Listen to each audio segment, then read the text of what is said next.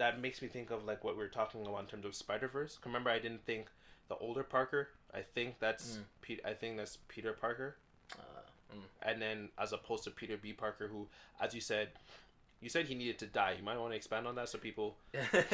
Yeah, I mean. By the way, this is a guy who doesn't like Spider-Man dying in anything, and he said like Peter B. Parker, the one with the blonde hair, had to die. So I don't mean. Feel free to message him on Instagram. I was very like most people. I was very upset when he did die because I just flat out did not expect him to die. But the fact that he was made out to be this perfect Spider-Man, in terms of like from a storytelling point of view, it would have been too easy if he was still alive and there would be no growth. He was literally he reached his full potential. So him dying, serving as a martyr, kickstarted two things. First off, Miles felt responsible for his death, and then he had an ideal of which he was striving to become. It's something he could never reach, but it was good in the sense that he could always push towards said goal. And on top of that, when they introduce Peter from Earth 16, it's easy to do the comparison between him and Peter from 1610, the blonde one. And then same thing, it gives him something to strive for, you know, like a goal.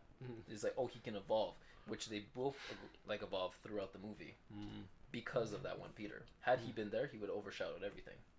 So he had the solution to everything. Exactly. So him dying breaks my heart to say this, but it was needed. It was necessary. And then I was also surprised that you said you really liked Bum Peter, which is like Peter Parker. Yep. 38-year-old Peter Parker. Because besides the obvious fact, you know, he's a bum, he doesn't not have his things together whatsoever. Which makes me think of, like, as you said, One More Day. Because they kind of have like a similar lifestyle from what I can see. And that's why I was surprised that you liked him. So.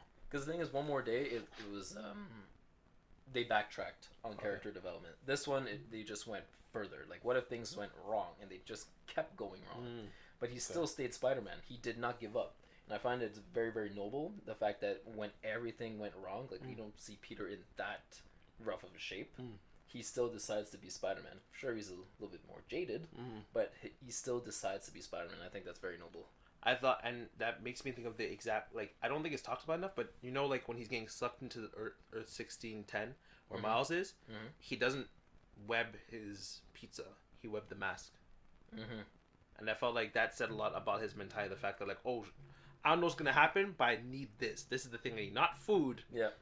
This mask. Mask first. Yeah, because he tried to get the pizza later. Oh, yeah, he did. Yeah. He did. But the mask was first. Yeah, you're right. So, yeah, okay, that's pretty interesting.